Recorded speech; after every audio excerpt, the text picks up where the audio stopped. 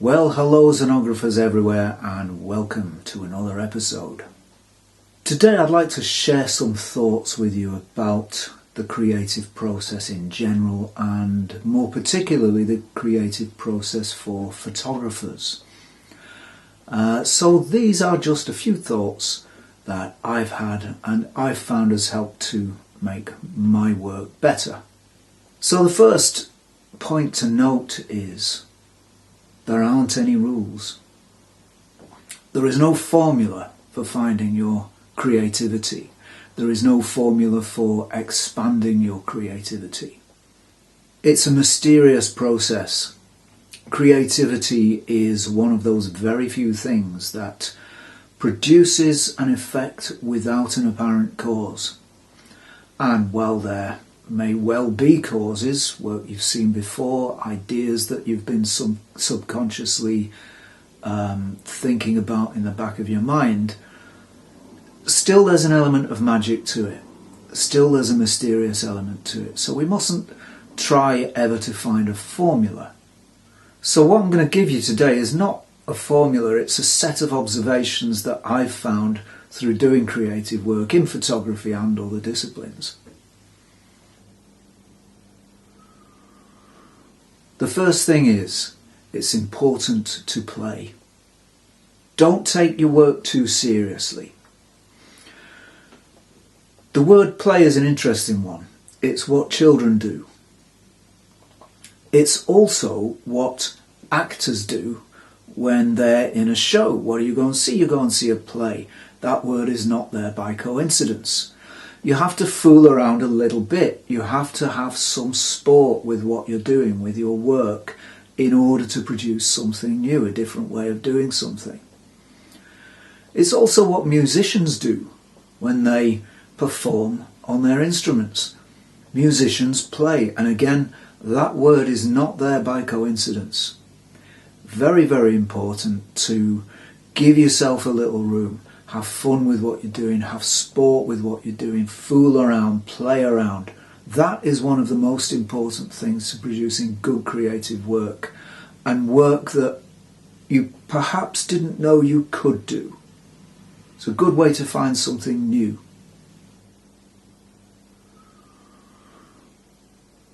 So as photographers, we're working in a visual form. It's therefore important for the photographer to learn to see. From very early childhood, we are engaged in a process of definition as we learn new things. We learn, for example, that the sky is blue. We learn that fire is hot. We learn that a brick wall is hard, and if you knock your head on it, it will hurt.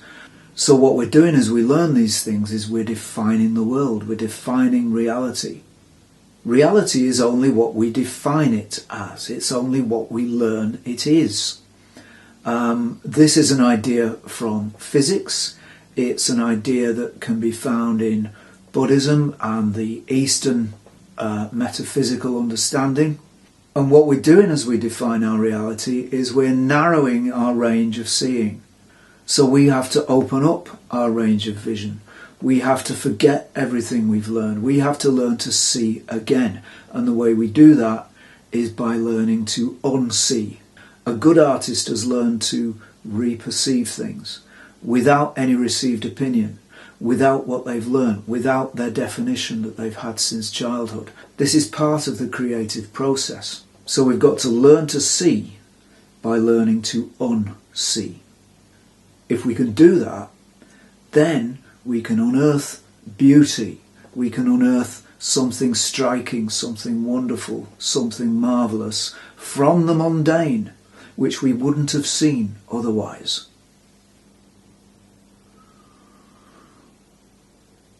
We've also got to learn to see like a camera sees. The camera and the human eye see very differently. We're used to seeing. We live in the visual world. Sight is one of our main senses, if not the main sense. But the camera sees very differently. And if you haven't learned to see like a camera sees, what can happen is we get smartphone syndrome. So very often people will pick up their camera on their smartphone and think, oh, that's a nice scene there in front of me, I'll take a shot of that. So they've seen the beauty in the scene and they take a shot, and when they look at the image they find that it's actually nothing like the impression that they received when looking at the scene with the eye. So when I say learn to see like a camera, there's also a certain element of learning to use the camera to reproduce the feeling of what you saw with your eye. That's a skill that comes with experience. So practice, practice, practice, and then practice some more.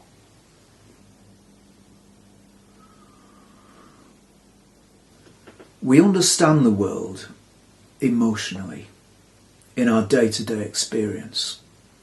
Our emotions and feelings are how we connect with the world. We may say, oh yeah, so-and-so is a nice guy, or oh, that was a terrible day, or oh, what a wonderful place, I love that place. We perceive things through emotions.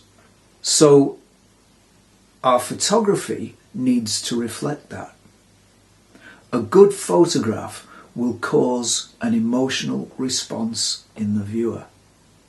Like any art, if it doesn't produce emotional response, if it doesn't make you feel something, it probably won't be a successful piece.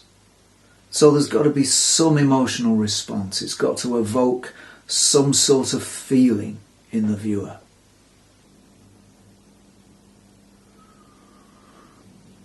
One of the things that's really important for an artist in any creative discipline is to develop your own style.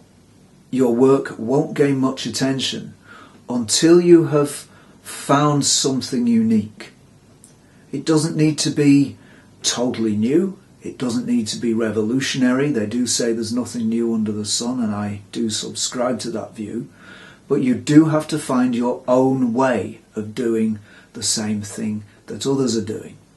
Put your own stamp on it. It's like a musician who covers a song.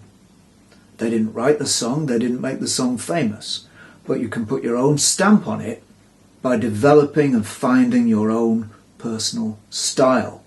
So, how do you do that? Well, 3 words: practice, practice, practice. But while you're practicing, don't give yourself any limits.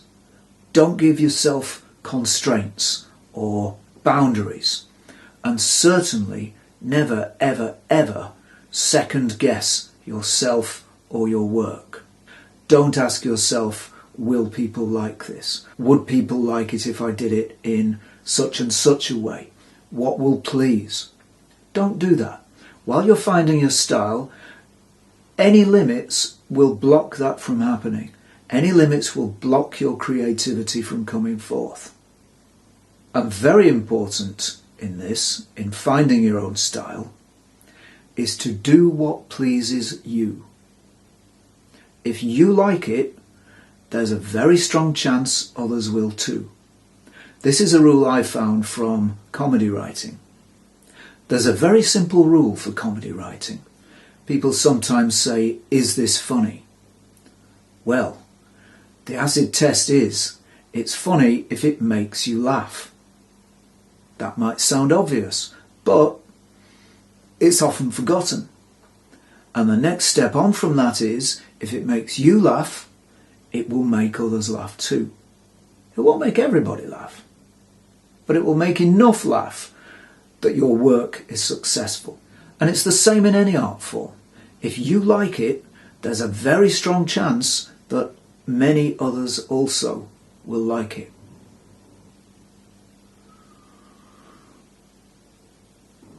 Carry your camera everywhere.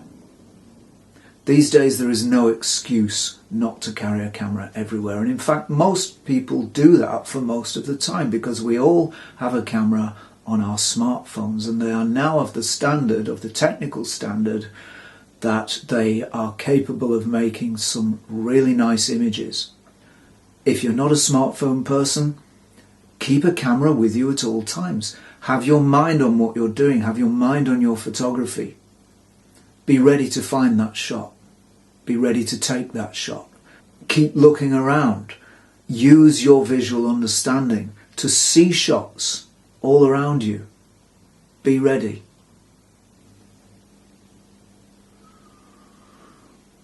Now, while you're doing all this stuff, you will shoot lots of rubbish, unless you're a particularly talented and gifted genius, the like of which I certainly have never met.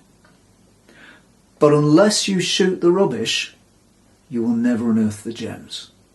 The really special shots are few and far between for any photographer. Keep shooting. Doesn't matter if 99% of them don't really pass muster. The other 1% will. So don't be disheartened. Carry on shooting.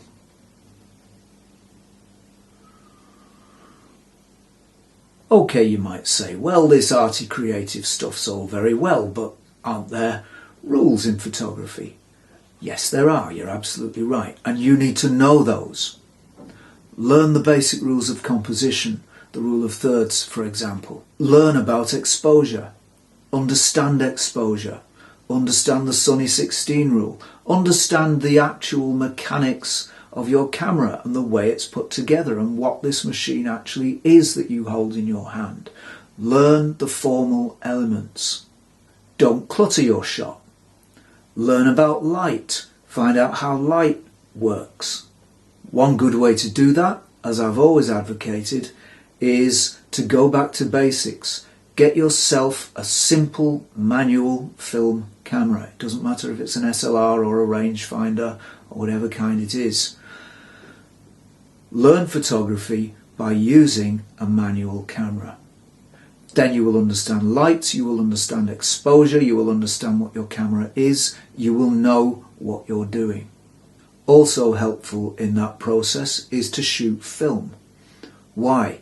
Well, film is finite. It runs out. You don't get many shots on a roll, and it's expensive. With digital cameras, we're tempted to spray and pray. Take 1,000 photographs in the hope that one will be of some worth. Don't do that. Slow yourself down. It's a cliche, but film slows you down. Get yourself a film camera. Use some film. Learn photography the old-fashioned way. It will improve your craft and your understanding of your art.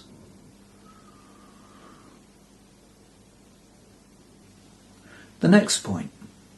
Don't think, or at least think as little as you have to. Obviously, you've got to think about things like, have I got my kit with me? Have I enough film? Where's the location going to be? And so forth. But when you're actually on the shoot, when you're actually making your shots, think as little as you can. Creativity is, as far as I can gather, an unconscious or subconscious process. It was traditionally ascribed in the ancient world to the Muses, 3 goddesses, who would transmit these insights from themselves to the artist. The word inspiration, if you break it down, inspire, in spirit, from the spirit. So this is not a logical process. Logic's great for science, it's great for maths, it's great for other things, but even great scientists and mathematicians are inspired, they have insights, they have these sudden understandings that come upon them without necessarily thinking too much. Don't think, let it come to you. Don't search for it.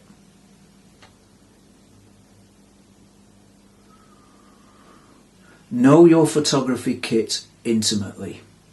Your camera is a tool, in the same way that a trowel is a tool to a bricklayer. Bricklayer doesn't think too much about his trowel. He just uses it. He needs a good one, but he just uses it.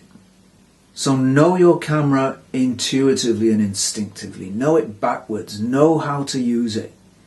Then it becomes an extension of your arm, an extension of your eye, and you're not thinking about the kit itself. You're thinking about what you create with it.